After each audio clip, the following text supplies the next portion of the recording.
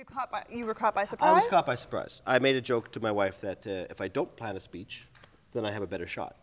Mm-hmm. And apparently that was true. So who did you thank so far? I don't know. Do you have the tape? Do you have the tape? Just blacked out. I thanked my wife because she was at the table, so I call. could remember her. My child, and hopefully a bunch of other people related to the project in some fashion. I think it was Metro Vancouver because they commissioned me, Gordon and Marianne. I don't know if I used their names, but now I have. Yeah, this is, this is another chance to get it all out. Gordon and Marianne of Metro Vancouver who found the space and commissioned me to write a work in this crazy underground space that was going to be immersed in water as part of the water treatment facility in North Vancouver. And they said something should happen artistically down here before we do that.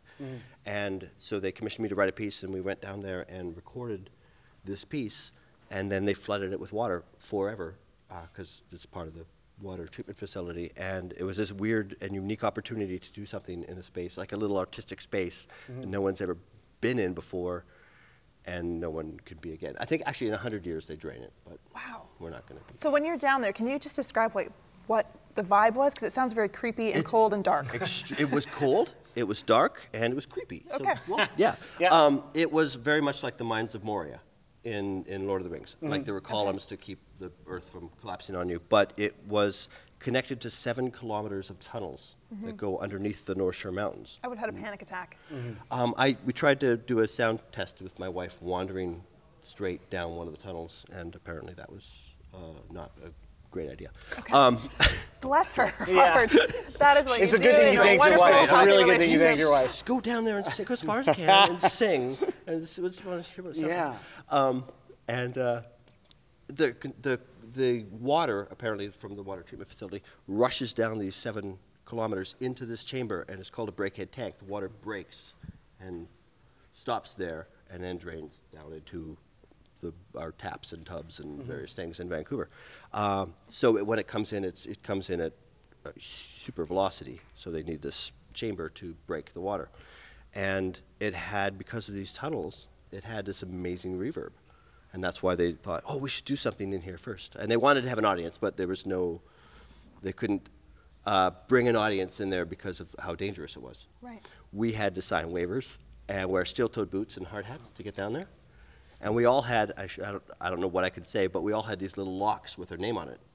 And we went up to this thing and we locked it. We took the key, put the key in our pocket, and then we went down and did the recording. And while that key was in our pocket, the lock was in a position that no one could turn the water on while we were down there. Well, we were safe. We had the key, and only us could turn the. This is very stressful to me. I know, under this condition, it just feels like a plot from a CSI show. Yeah. You know, like one of those murders of the week where you're the classical composer who gets murdered in a water tunnel by his band, sort of antechamber. Yeah, by the band who didn't know that we're doing what. What?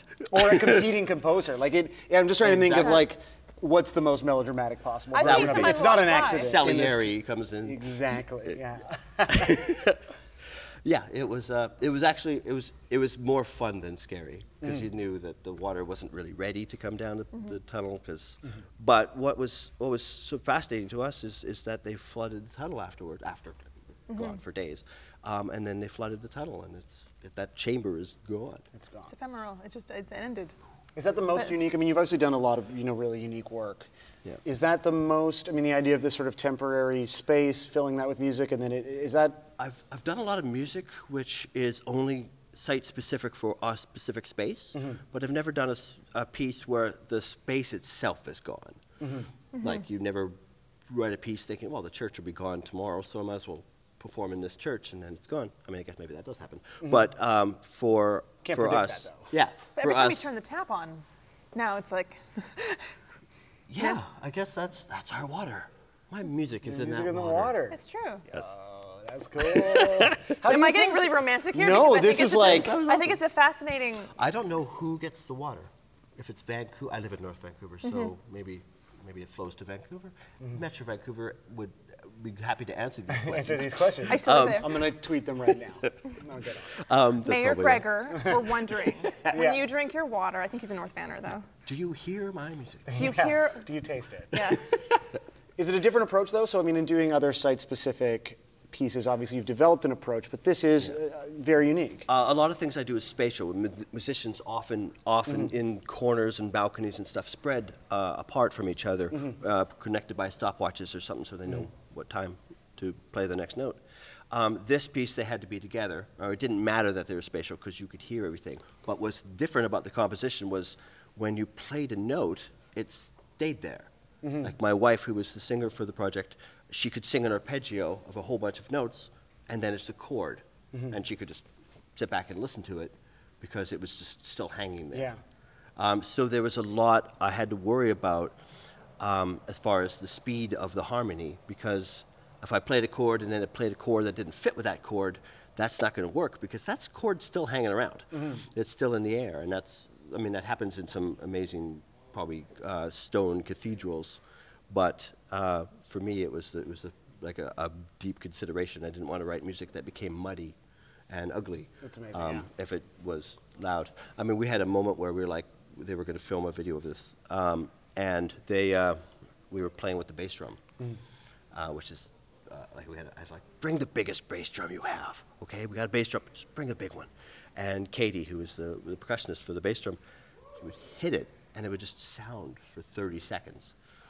I mean, well, that's our counting. We wanted this to be 2 minutes to be like just a boom, and it was just this beautiful sound. So it was kind of amazing. We would have stayed down there. But unique challenges, yeah, for sure. Absolutely. Well, Jordan, thank you so much for. It was really cold. Yeah, just gotta say. Well, I'm glad I you're want to out. thank the musicians for Yeah. putting up with me and going into the fridge and doing the music. Well, I'm glad they went down with you, and I'm glad you came back out alive. Yes, and thank you for sharing so much insight on the project. That's amazing. Amazing. And congratulations again.